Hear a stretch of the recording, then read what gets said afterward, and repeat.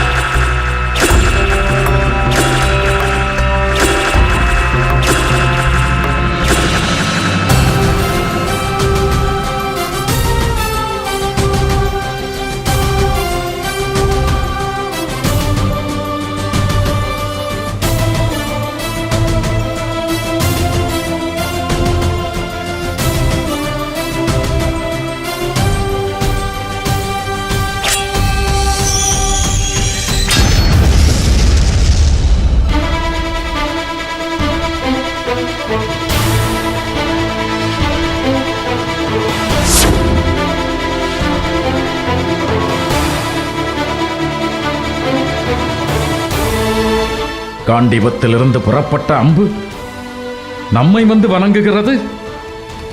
பிதாமகரே, அங்கே பேடியாக உருமாறி நிற்பது அர்ஜுனன் அல்லவா?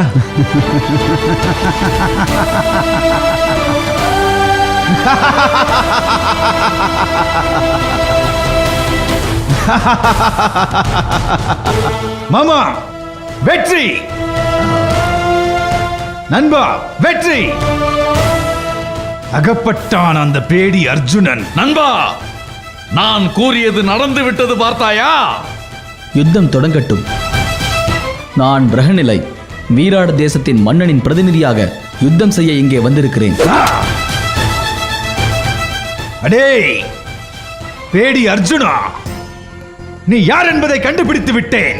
நீ மீண்டும் வனவாசம் செல்ல வேண்டும்.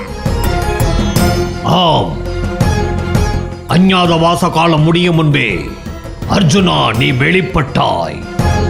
ஆகவே உன் அண்ணன் தர்மனிடம் சென்று கூறு, மீண்டும் வனவாசம் செல்ல வேண்டும் என்று. அதை பிறகு பார்த்துக் கொள்ளலாம். இப்போது நான் யுத்தம் செய்யவே இங்கே வந்திருக்கிறேன். யுத்தம் தொடங்கட்டும்.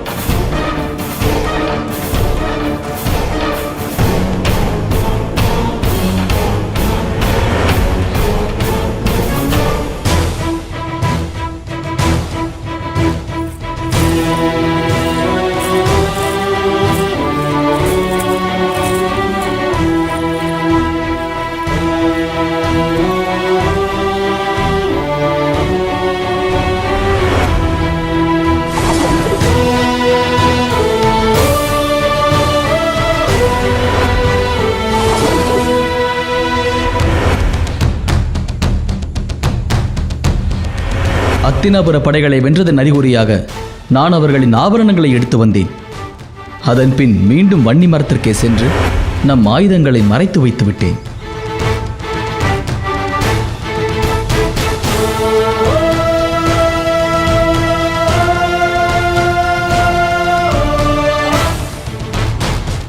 நான் அர்ஜுனன் என்பதை அரண்மனையில் நீ யாரிடமும் கூறக்கூடாது. ஐயோ, என்ன இது?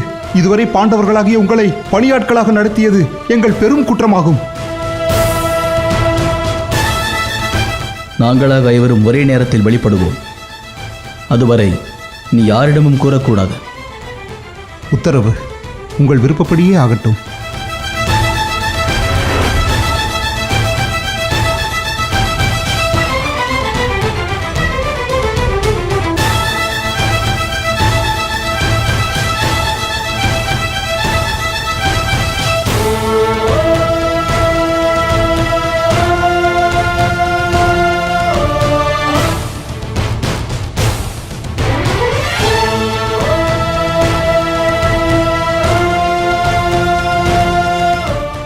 என்ன மாயம் இது? அர்ஜுனன் நம்மை மயங்க செய்து ஆபரணங்களை கவர்ந்து சென்று விட்டானே. இப்போதே விராடம் புகுந்து அவன் தலையை கொய்து வர வேண்டும் மன்னா. துச்சாதனா, நீ உன்னுடைய ஆபரணங்களை பறிகொடுத்ததிலேயே நம்முடைய தோல்வி உறுதியாகிவிட்டது. மயங்கி கிடந்த நம்மையெல்லாம் கொல்லாமல் உயிரோடு விட்டானே என்று மகிழ்ந்து கொள். ச்சே! இப்படி ஒரு தோல்வியை சந்திக்கத்தான் விராடத்தின் மீது போர் தொடுத்தோமா? மருமகனே, விராடத்தை வெல்வது அல்ல நமது நோக்கம், பாண்டவர்களை காண்பதே. அர்ஜுனனை நாம் கண்டோம். ஆகவே அவர்கள் மீண்டும் வனவாசம் செல்ல வேண்டும். வெற்றி நமதே. அர்ஜுனன் ஏன் இப்படி அவசரப்பட்டான்?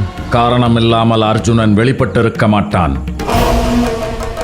காலமும் நேரமும் நன்கறிந்த அவன் தம்பி சகாதேவன் உடனிருக்கிறான். அவன் சொற்படித்தான் அர்ஜுனன் நிச்சயம் வெளிப்பட்டிருப்பான். வீரச் செருக்கில் அஞ்ஞான வாசத்தில் இருந்ததை மறந்து விட்டாய். இப்போது நீங்கள் மீண்டும் வனவாசம் செல்ல வேண்டும்.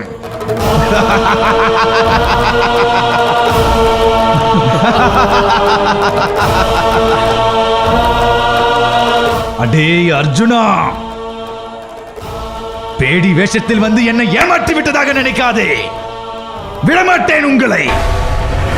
இப்படித்தான் உத்திரன் வெற்றி வீரனாக நாடு திரும்பினான். அர்ஜுனா, அண்ணா, அண்ணா, என்ன இது? உங்கள் நாசில் இத்தனை பெரும் காயம் ஏற்பட்டிருக்கிறது. விராட மன்னர் என்னை கோபத்தில் பகடையால் அடித்து விட்டார். உன்னால் நேர்ந்தது வெற்றி என்றேன். அவர் சினம் கொண்டார், என்னை தாக்கிவிட்டார்.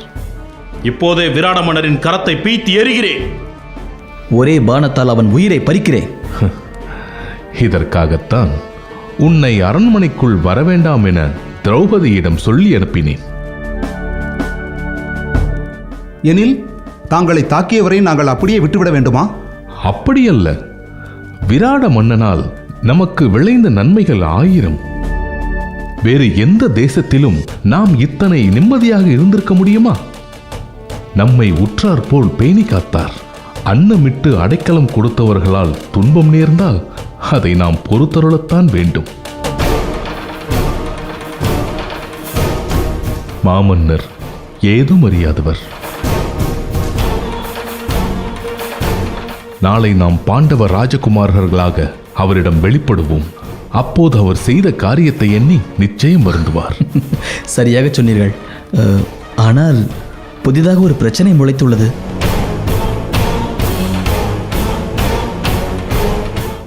பிரச்சனையா? என்ன பிரச்சனை? போர்க்களத்தில் என்னை அடையாளம் கண்டு கொண்டான் துரியோதனன். கண்டுகொண்டால் என்ன? அதுதான் அஞ்ஞாதவாசம் முடிந்து விட்டதே.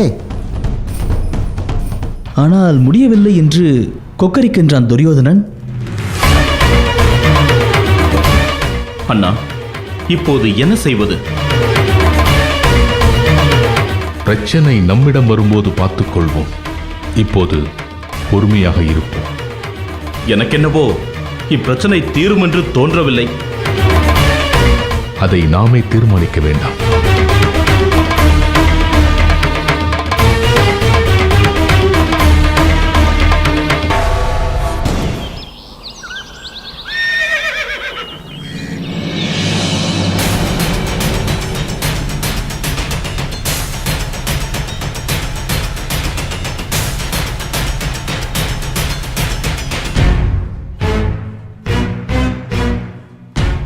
மாமா, அந்நியாதவாசம் முடியும் முன்பே வெளிப்பட்டான் அர்ஜுனன். அதை வெளிப்படுத்த வேண்டிய இடத்தில் நாம் இருக்கிறோம். இப்போது நாம் என்ன செய்வது?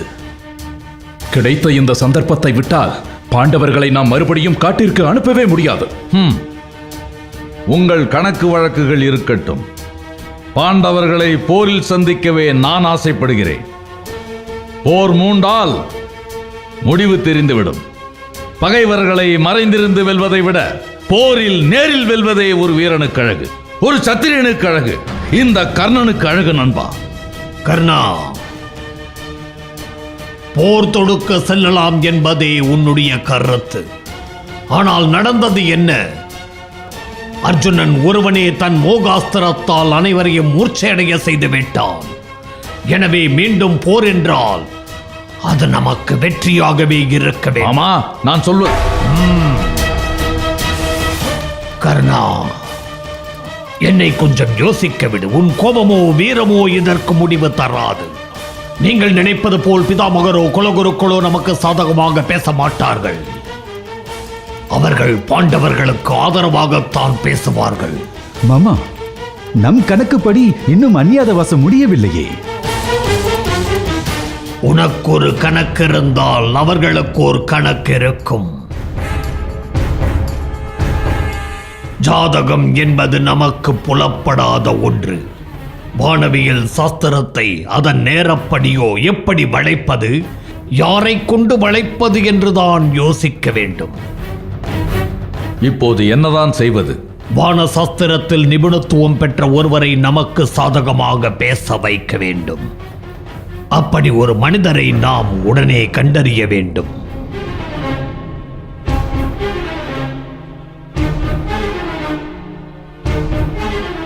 மாமா, அப்படியொருவன் சகாதேவன் மட்டுமே. ஆனால் அவனால் எப்படி நமக்கு உதவி செய்ய முடியும்? நன்றாக யோசித்தால் நிச்சயம் வழி கேட்டும். மாமா, அந்த நக்கணிகரை வர சொல்லலாமா? அவர்தான் அனைத்து சாஸ்திரங்களையும் கற்றறிந்த ஞானி. அது மட்டுமல்ல, அவர் நமக்கு ஆதரவாகவும் பேசக்கூடியவர். துச்சாதனா, உன் யோசனை நல்ல யோசனைதான். ஆனால் கணிகரின் சொல் அம்பலத்தில் ஏறாது. ஏனென்றால் துர்போதனை செய்வதில் பேறு பெற்ற அந்தனர் என்று பெயரெடுத்தவர் கணிகர். அவரை ஏற்க மாட்டார்கள் நம் குலப் பெரியவர்கள். இதற்கு என்னதான் தீர்வு மாமா? நான் அறிந்தவரை சோமதத்தரே இந்த காரியத்தை செய்ய தகுந்தவர். அரசருக்கு அரசராகவும் சாஸ்திரங்களில் வல்லவராகவும், அரசர் திருதராஷ்டிரருக்கும் நண்பர், ராஜநீதியிலும் சாஸ்திரங்களிலும் சத்திரிய தர்மத்திலும் பெரும் நிபுணத்துவம் பெற்றவர். நிச்சயம் அவரது சொல்லை பிதாமகரோ குலகுருக்களோ தட்டவே முடியாது. உண்மைதான். சோமதத்தரின் போர் தந்திரங்களை குறித்த போதனைகள் இப்போதும் என் செவிகளில் ஒலித்துக் கொண்டே இருக்கிறது. இப்பணியை ஆற்ற அவரே சிறந்தவர். இப்போதே அவருக்கு அழைப்பு விடுக்கிறேன். துச்சாதனா, அண்ணா, சோமதத்தருக்கு அழைப்பு விடுத்து இப்போதே ஓலை ஒன்று அனுப்பு. அப்படியே ஆகட்டும் அண்ணா.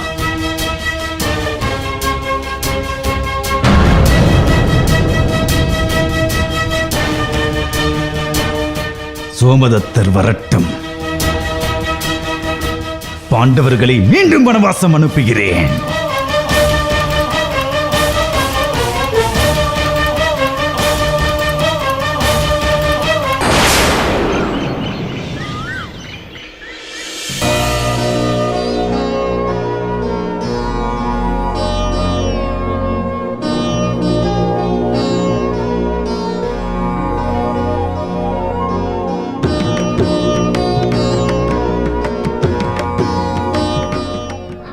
நாராயண நாராயண, இன்னும் எத்தனை நேரத்திற்கு இப்படியே அமர்ந்திருக்க போகிறீர்கள்?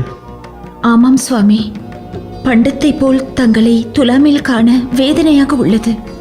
எழுந்திருங்கள்.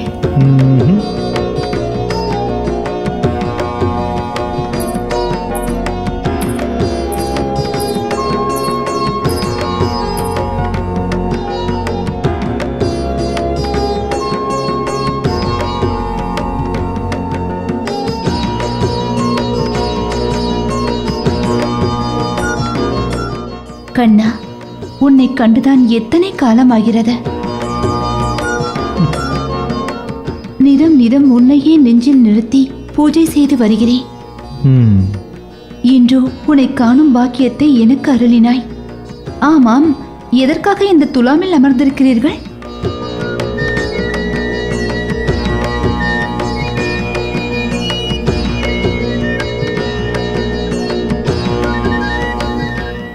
பாமா, நம் கணவரை எத்தனை உரிமையோடு உரிமையில் அழைக்கிறாள் பார்த்தாயா?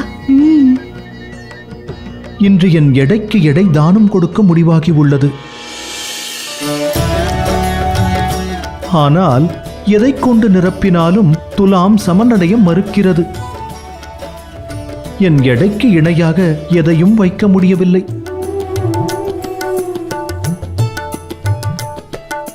இவர்களுக்கு நீதான் உதவ வேண்டும்.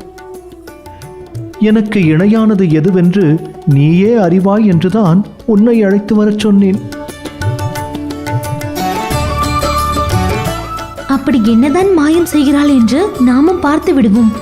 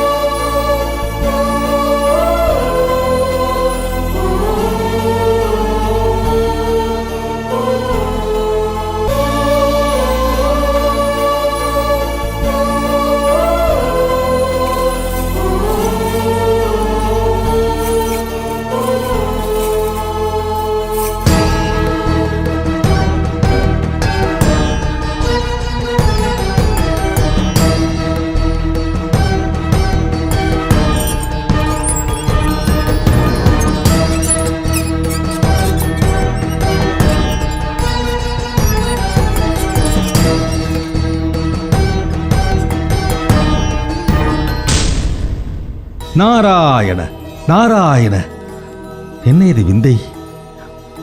பொன்னுக்கும் பொருளுக்கும் இறங்காத துலாம் ஒற்றை துளசிக்கு இறங்கிவிட்டதே. அவ்வளவு வலிமை வாய்ந்ததா அந்த ஒற்றை துளசி?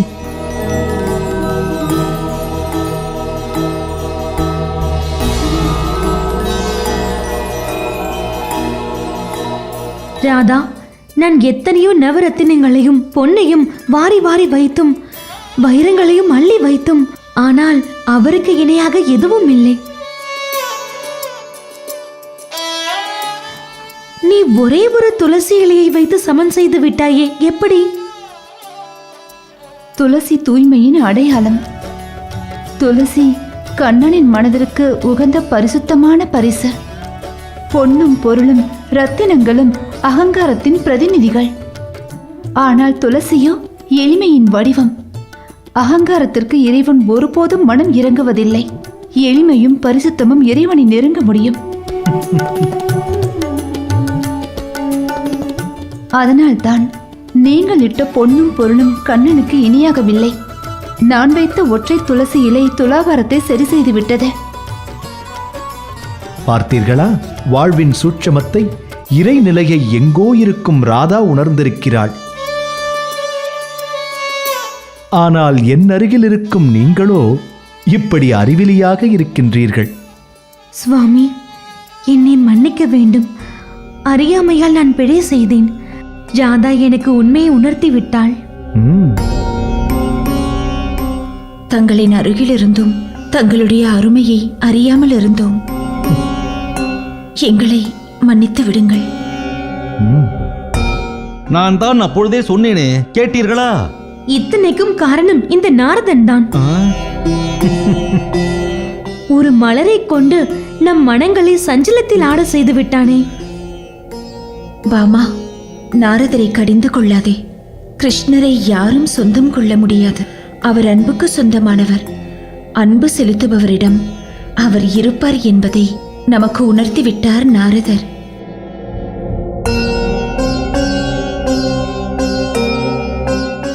நாராயண நாராயண. பரந்தாமா, நான் வந்த வேலை முடிந்து விட்டது. எனக்கு வேறு வேலை இருக்கிறது. எனக்கு விடை கொடுங்கள். நாராயண நாராயண நாராயண நாராயண.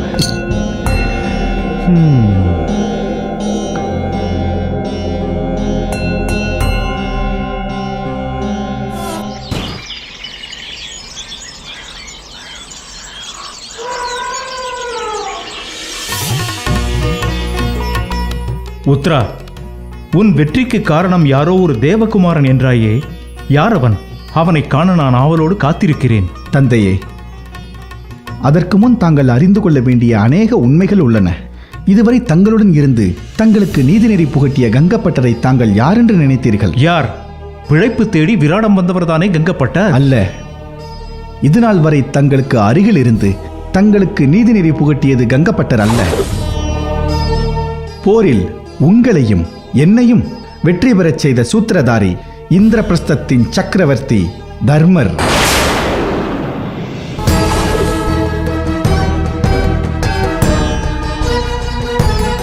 உத்ரா, நீ சொல்வதெல்லாம் உண்மையா?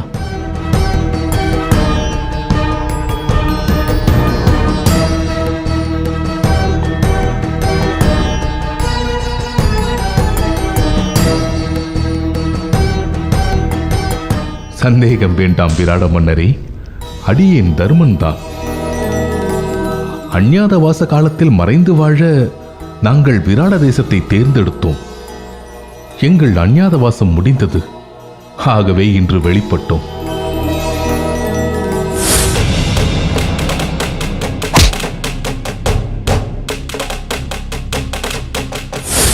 ஐயோ, தங்களையா நான் பகடை கொண்டிருந்தேன்? என் கைகளை தீயிலிட்டல்லவா கொளுத்த வேண்டும்? இவ்வளவு காலம் அரவணைத்த கைகளுக்கு அடிக்கவும் உரிமை உண்டு. அதேபோல் இதுவரை அன்னைக்கு அலங்காரம் செய்து வந்த பணிப்பெண் சைரந்தரி அல்ல. இந்திரபிரஸ்தத்தின் பட்டத்து அரசி திரௌபதி.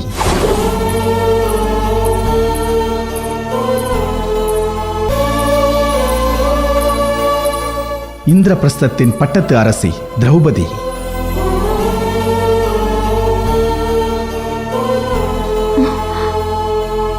ஐயோ, பாஞ்சால தேசத்தின் இளவரசி, இந்திரபிரஸ்தத்தின் பட்டத்து அரசி.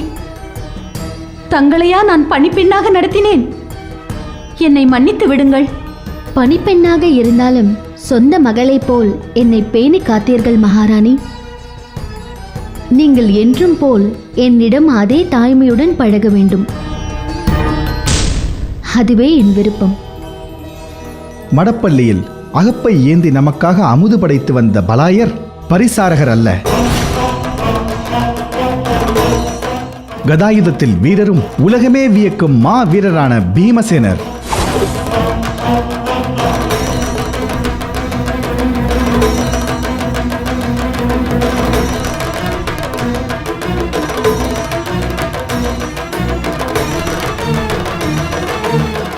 கதை ஏந்திய கையில் அகப்பையை ஏந்திய பீமசேனரே, எம்மை மன்னித்து விடுங்கள். பசிக்கும் போதெல்லாம் ருசிக்கும் உணவை கேட்டு உம்மை நான் மிகவும் துன்புறுத்திருக்கிறேன். ருசித்து புசிப்பதில் நானும் வல்லவன்தான். ஆகவே உன்னை நான் மன்னித்தேன்.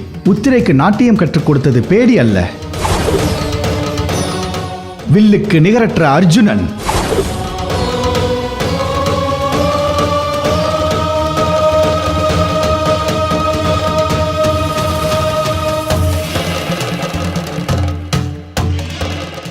வில்வித்தையில் மகாவீரனான தாங்களா எனக்கு நாட்டியம் கற்றுக் கொடுத்தது? எனக்கு தெரிந்ததை நான் கற்றுக் கொடுத்தேன். இதுவரை பசுமடத்திலும் குதிரை லாயத்திலும் பணியாற்றியவர்கள் வேறு யாரும் இல்லை. தேவகுமாரர்களை ஒத்த நகுல சகாதேவர்கள்.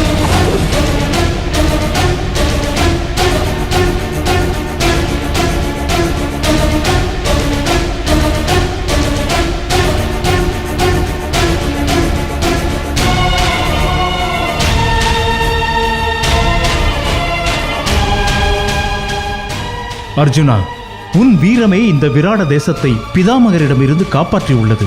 ஆகவே என் மகள் உத்திரையை நீ திருமணம் செய்து கொள்ள வேண்டும். அது முடியாது. மன்னர் என்னை மன்னிக்க வேண்டும். நான் உத்திரைக்கு நாட்டியம் கற்றுக் கொடுத்ததால் அவளுக்கு நான் குரு.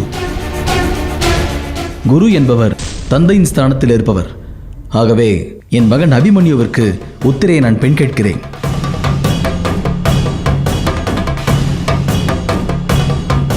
அண்ணா, நான் கூறுவது சரிதானே? அருமையான யோசனை அர்ஜுனா. இது எங்கள் பாக்கியம்.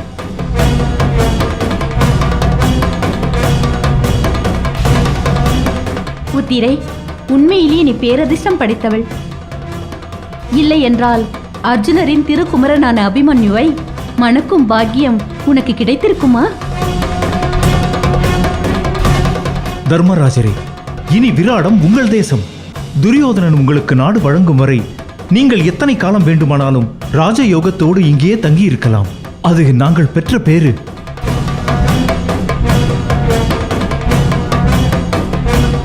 உங்கள் விருப்பப்படியே நடக்கட்டும்.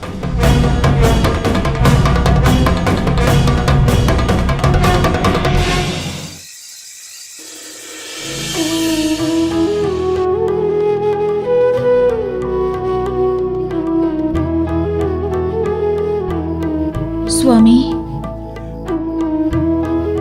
சுவாமி, தாங்கள் நித்திரையில் ஆழ்ந்து விட்டீர்களா? நித்திரையில் ஆழ்ந்தவனை எழுப்பி இப்படி கேள்வி கேட்கலாமா? என்ன விஷயம் கூறு ருக்மணி. அதில்லை சுவாமி, உண்மையில் தங்களுக்கு யார் மீது அன்பு அதிகம்? இது என்ன கேள்வி? உன் மீதுதான். இல்லை, தாங்கள் பொய்யுரைக்கிறீர்கள். நான் உன்னிடம் பொய்யுரைப்பேனா என்ன ருக்மணி? அப்படியா? இதே கேள்வியை பாமா கேட்டபோது தாங்களும் இதே பதிலை சொன்னதாக கேள்வி. உண்மையா? அது அது நான் எப்போதும் எல்லோரிடத்திலும் ஒரே விதமாகத்தான் பேசுவேன், மாற்றி பேசுவதில்லை. இந்த ஏமாற்று வேலை என்னிடம் வேண்டாம். இப்போது உண்மையை கூறுங்கள். தாங்கள் உண்மையாக நேசிப்பது என்னையா, இல்லை பாமாவையா? இருவரையும் தான். உண்மையா?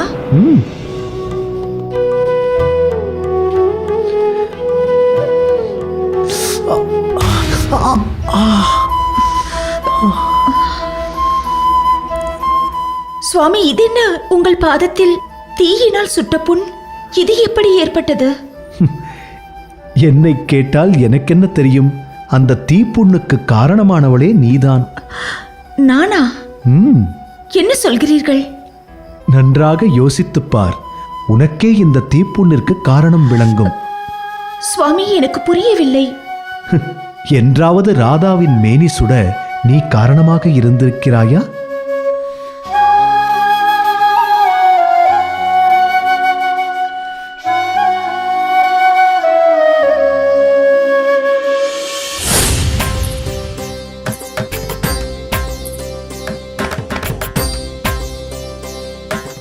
என் நாதனை பங்கு போட இந்த ராதையும் வந்துவிட்டாளே.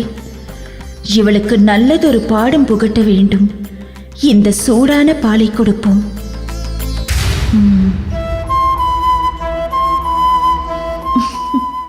ராதா,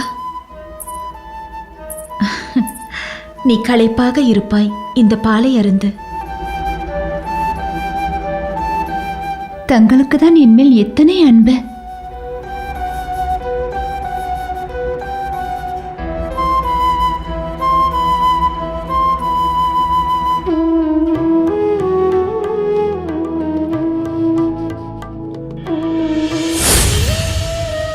ருக்மணி, என்ன ருக்மணி, ஏதாவது நினைவிற்கு வந்ததா? ஆமாம் சுவாமி, ராதாவின் மேல் கொண்ட பொறாமையின் காரணமாக அவளுக்கு நான் கொதிக்கின்ற பாலை அருந்த கொடுத்தேன். அவளும் மறுக்காமல் அதை அருந்தினாள். ருக்மணி, ராதாவின் இதயத்தில் என் திருவடிகள் இருக்கின்றன. கொதிக்கும் பாலை அருந்தினாள் ராதா. அந்த கொதிக்கும் பால் என் திருவடிகளை சுட்டுவிட்டது. ராதா என் மீது கொண்ட பக்தியின் வெளிப்பாடு அது. சுவாமி, நான் அறியாமல் பிழை செய்து விட்டேன். என்னை மன்னித்து விடுங்கள். ருக்மணி, யார் மீது அன்பு அதிகம் என்று என்னிடம் நீ அடிக்கடி கேட்கிறாய் அல்லவா? யார் நம்மீது அன்பு செலுத்துகிறார்கள் என்பதை விட நாம் யார் மீது அன்பு செலுத்துகிறோம் என்பதே முக்கியமானது. ராதா என்றும் என்னிடம் உன்னைப் போல் கேட்டதில்லை. ஆனால் அவள் என் மீது கொண்ட பக்தி அளப்பரியது. சுவாமி, அன்பின் இலக்கணத்தை இப்போது நான் அறிந்து கொண்டேன். இனி நான் தங்களின் மனைவி மட்டுமல்ல, தங்கள் மீது பேரன்பு கொண்ட பக்தையும் ஆவேன்.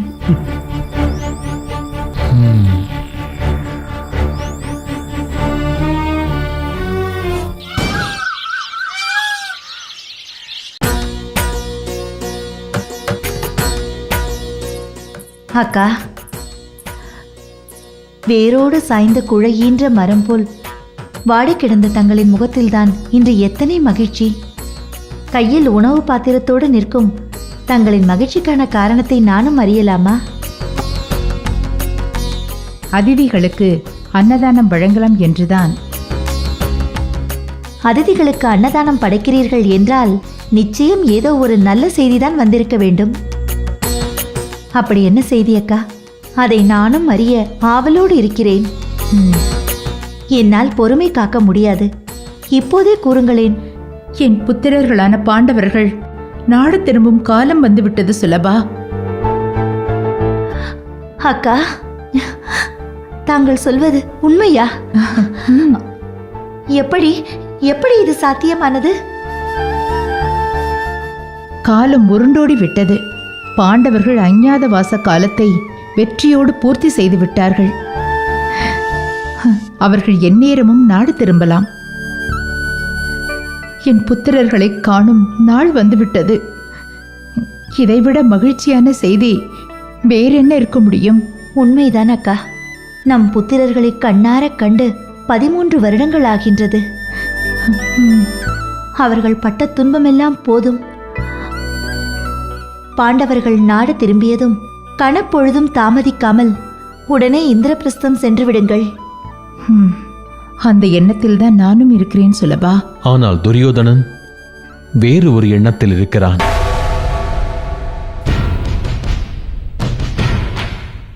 என்ன சொல்கிறாய் விதுரா? சொல்வதற்கே என் மனது வருத்தமாக இருக்கிறது அண்ணி. நீங்கள் உங்கள் மனதை திடப்படுத்திக் கொள்ளுங்கள். விதுரா, என்ன நடந்தது? ஏன் இப்படியெல்லாம் பேசுகிறாய்? துரியோதனனின் எண்ணம்தான் என்ன? அஞ்ஞாத வாசம் முடிந்து விட்டது என்ற கணக்கில் அர்ஜுனன் போரில் வெளிப்பட்டான். ஆனால் துரியோதனனோ அஞ்ஞாத வாசம் முடியும் முன்னரே வெளிப்பட்டதாக குற்றம் சாட்டுகிறான். அதோடு பாண்டவர்கள் மீண்டும் வனவாசம் செல்ல வேண்டுமென்று அவர்களுக்கு ஓலை அனுப்பியிருக்கிறான்.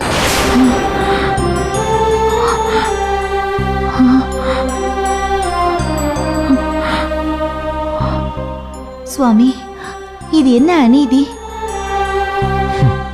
நமக்கெல்லாம் நீதியானது துரியோதனனுக்கு அநீதியாகிறது.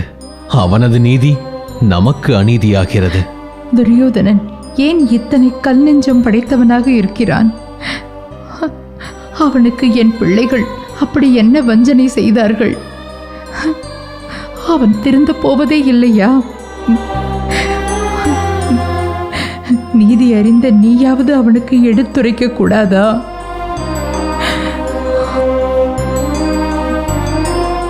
அண்ணி, துரியோதனன் தான் நடக்கவிருக்கும் பாதையை ஏற்கனவே தேர்ந்தெடுத்து விட்டான். நடக்கவும் தொடங்கிவிட்டான். அந்த பாதை அதர்மத்தின் பாதை என்பதை அவனே அறிவான். அப்படி இருக்கும்போது அவனுக்கு எடுத்துரைப்பதில் என்ன பயன் இருக்கிறது? என் புத்திரர்கள் காலம் முழுவதும் காட்டிலேயே கிடந்து மடிய வேண்டியதுதானா? நான் என்ன செய்வேன்?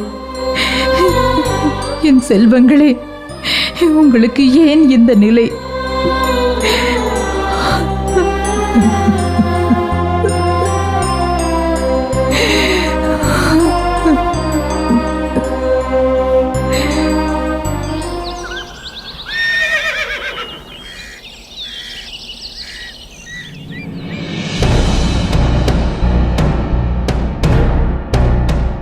பேரரசர் சோமதத்தரின் வருகை எங்களுக்கு பெரும் பலத்தை சேர்த்துள்ளது. நண்பர் பூரிசிரவசை கண்டதும் என் மனம் மகிழ்ச்சியில் துள்ளுகிறது. அத்தினாபுரத்தின் சூழலை நான் அறிவேன். ஏதோ முக்கியமான பிரச்சனை குறித்து விவாதிக்கவே என்னை அழைத்திருக்கிறீர்கள் என்று நான் நினைக்கிறேன். என் எண்ணம் சரியா? மிகவும் சரி. முன்பு நாங்கள் பாஞ்சால தேசத்தில் நடந்த சுயம்வரத்தில் தோல்வி அடைந்த போது தங்களின் வருகை எங்களுக்கு மகத்தான உதவியாக இருந்தது. இப்போதும் அப்படி ஒரு இக்கட்டான சூழ்நிலையில் இருக்கிறோம். தாங்களே வழி நடத்த வேண்டும். அத்தினாபுர சாம்ராஜ்யத்தின் இளவரசருக்கு எங்கள் தந்தை வழிகாட்ட கடமைப்பட்டிருக்கிறார். என்ன விஷயம் என்று நான் அறியலாமா? பாண்டவர்கள் வனவாசம் சென்ற கதை தங்களுக்கு தெரியும். அஞ்ஞானவாசம் முடியும் முன்னரே அர்ஜுனன் வெளிப்பட்டான். அதை தவறென்று நிரூபிக்க வேண்டிய கட்டாயத்தில் இருக்கிறோம். அப்படி நிரூபித்தால்தான் மீண்டும் அவர்களை வனவாசம் அனுப்ப முடியும். பேரரசே, தாங்கள் சாஸ்திர ஞானம் கொண்டவர், யுத்த தந்திரங்களையும் தர்மங்களையும் பயின்றவர், சத்திரிய தர்மங்களை தலைகீழ் பாடம் பயின்றவர். பாண்டவர்களை மீண்டும் வனவாசம் அனுப்ப நீங்களே உதவி செய்ய வேண்டும்.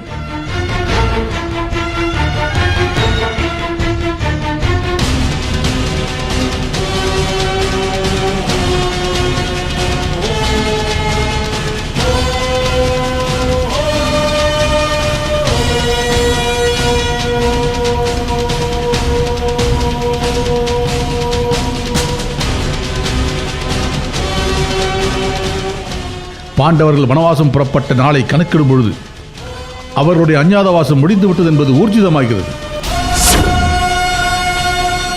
சோமதத்தரே, கணக்கு சரியாக இருக்க வேண்டும். பாண்டவர்களையும் வனவாசம் அனுப்ப வேண்டும். தாங்கள் சாஸ்திரத்தை புரட்டி போடும் வல்லமை பெற்றவர்.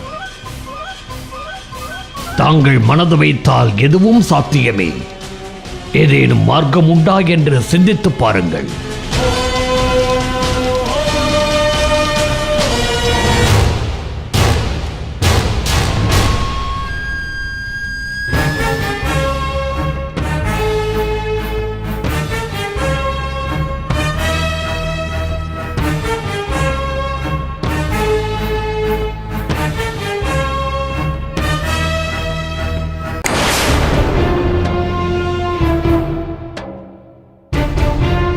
துரியோதனா, நிச்சயம் ஒரு வழி உண்டு. என்ன வழி அது? நான் கணக்கிட்டது சந்திரமான அடிப்படையில். பொதுவாக சந்திரகுலத்தவர் அதன் அடிப்படையிலே கணக்கிடுவது வழக்கம். ஆனால் சூரியமான அடிப்படையில் கணக்கிட்டால் அர்ஜுனன் வெளிப்பட்ட அன்று அவர்களின் அஞ்ஞாதவாசம் முடியவில்லை.